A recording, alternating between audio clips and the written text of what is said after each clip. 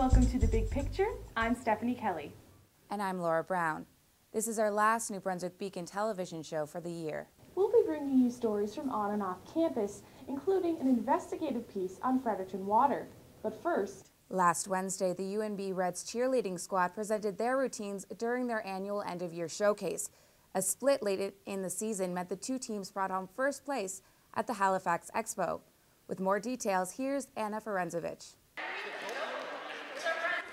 Wednesday night marked the end of the cheerleading season at the University of New Brunswick.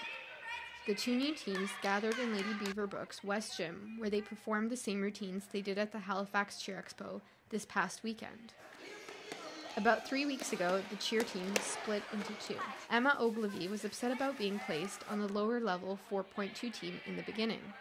But since her team's triumph at the Expo, she's come around to the idea. There was some hurt feelings at first, and there was a bit of drama, but it ended up working out really well for us. That success is what Captain Candace Dorian had hoped for. We have some people on our team who have been cheerleading for 10 years and some people who are brand new to the sport. So it's not fair to both ends of the spectrum, whereas if you're brand new, you're coming into a level 6 team expecting to catch flips and everything if you've never stunted. Whereas people who have been doing it for 10 years are being held back in their skills and can't improve their skills when they're still trying to teach completely brand new cheerleaders to do basic stunts. So that's where we wanted to go. It's to really embrace everybody's skills on the team and improve all of their skills. The 4.2 team placed first at the Expo, while the more advanced level 6 team placed fourth in their category. A split so late in the season could have been detrimental to the team, but Dorian says that's not the case. Because we came home with 2 banners, and especially the first place banner, whereas we might have only come home with the 4th place. While the split came late, it seems to have paid off, for now. For Stu Journalism, I'm Anna Ferenzovich. Last weekend, St. Thomas University's Relay for Life fundraiser was held. Teams who fundraised walked all night with proceeds going towards the Canadian Cancer Society. This is the 6th year the university has held the event, and they raised $5,500. We now have an investigative piece by our own Alyssa Mosier. She researched just how safe elementary school water is in the city. School's out and the kids at Connaught Street Elementary School are more excited than ever. And their parents may be too. Flashing warning signs say the water system at the school was called into question. Results released by the Department of Education and Early Childhood Development show high lead levels in the school's water. And while children and infants are most vulnerable to lead exposure, Glenn Morgan of the New Brunswick Home and School Board says parents aren't panicking yet. We haven't had a lot of concerns about these particular test results with regards to some water samples of late. We have had over recent years, though, a number of concerns expressed by our members with respect to the overall aging facilities that we have across New Brunswick, and concern that Connaught Street Elementary School is 55 years old, but there are many schools in the district that are even older. Forest Hill School is 57 years old, and George Street Middle School is 88. Both are from the pool of 9 schools in the district that have reported high lead levels in their water. But none of the results were as high as those from Connaught Street Elementary School. I took samples from the 2 water fountains and 2 girls' washrooms here at Connaught Street Elementary School to the lab at RPC Science and Engineering. Only one of the samples came back with results exceeding national regulations, but according to registered nurse Kelly O'Grady, they weren't high enough to raise concern. But there are still 10 taps in classroom sinks at Connaught Street Elementary School that have lead levels that at least triple Health Canada's guidelines of 10 parts per billion. 2 of those classrooms have at least 9 times the limit. A report from the government says lead levels at these locations went down after flushing the water for 30 seconds. But experts at the University of New Brunswick say that's not enough to make sure traces of lead are no longer in the water. If you flush your pipes through, for the 5 minutes or so that they recommend, then basically you've gotten all that readily soluble material flushed out of the system. You don't have those levels coming through anymore. The Department of Education first decided to test the schools in the district after high lead levels were reported at UNB and then at St. Thomas University. Stu has since replaced some of its old fountains with these new ones that filter out metals like lead. The government says it's going to replace some of the old piping at Connaught Street Elementary School with the new plastic piping. It also says it has put up signs in front of the sinks in the classrooms warning people to not drink from them. In the meantime, experts suggest parents learn how they can prevent their kids from getting lead poisoning.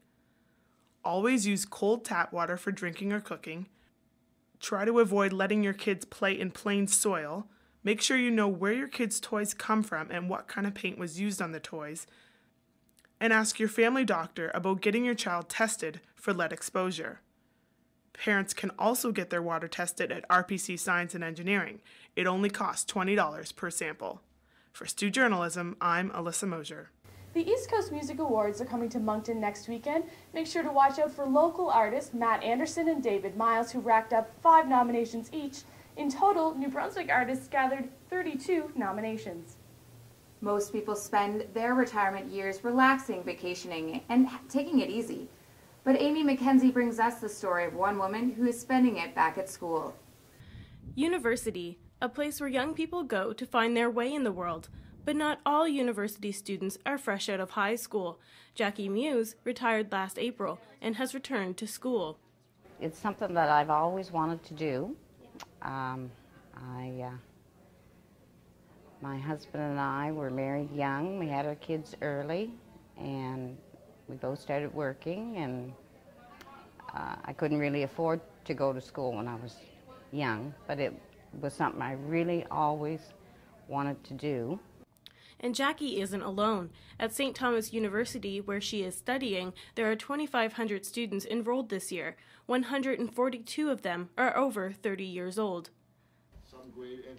Don Dixon teaches Jackie's broadcast journalism class.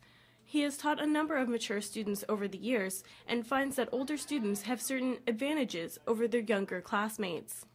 So they know what they want, they're focused, and they put the work in, they put the time in, and then they just do really quite good work. Jackie was nervous about returning to school in her late 50s. I was nervous about how I'd be accepted with the other classmates, where they're all in their 20s and young and smart, and secondly, I was afraid of whether or not, I was nervous about whether or not I could actually do it. But Jackie found that she fit in just fine. I'm absolutely amazed with the kids that are in my classroom, my classes. They're absolutely wonderful. They're friendly and inclusive and smart and responsible, and I can't say enough about them. They're great. Dixon says that returning to school later in life is a great way to spend your retirement years. Gives them something worthwhile to pursue, something for one reason or another they weren't able to do when they were younger. Maybe they had to work or they got married, had children, who knows. So they're able then to fulfill what might have been a secret dream or a secret objective that they simply never got around to doing. And I think that accounts also for the high level of motivation. Although some of her family doesn't understand why Jackie would retire early to go back to school, she says she's excited to get the degree she couldn't get when she was younger.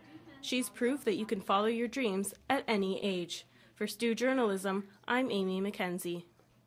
Parkour is a relatively unknown sport that's steadily gaining popularity. It's more common in big cities with lots of obstacles, but Fredericton has its own group of parkour enthusiasts. Alex Speedinghoff shows us what the sport is and how to do it safely. Parkour, the art of movement from point A to point B. And free running, adding style and tricks to your movement. This Fredericton group has combined the two, and they can be found running all over the city. It's very free. It's very adaptive. Like you can almost do it anywhere, and it's a very free sport. But one can't simply begin running and jumping over obstacles and say they are doing parkour. Like any other high-impact sport, there are risks involved. Landing technique is an important part of avoiding injury. You want to land like this. Okay.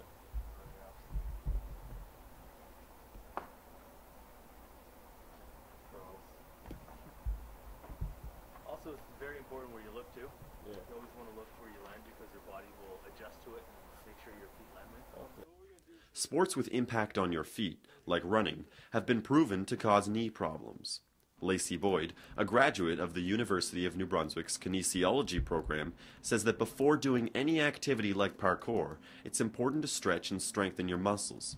If you were concerned about your knees or your hips and things like that, running on the spot, doing high knee things, that really exercises everything. Stretching. The Fredericton Parkour Group is already well aware of safety and have conditioning sessions every week. But to them, the most important thing is having fun and to never stop moving. For Stu Journalism, I'm Alex Wiedinghoff. And that's it for this year's season of The Big Picture. Thanks so much for watching, and please join us again next year for more stories from the St. Thomas University Journalism program.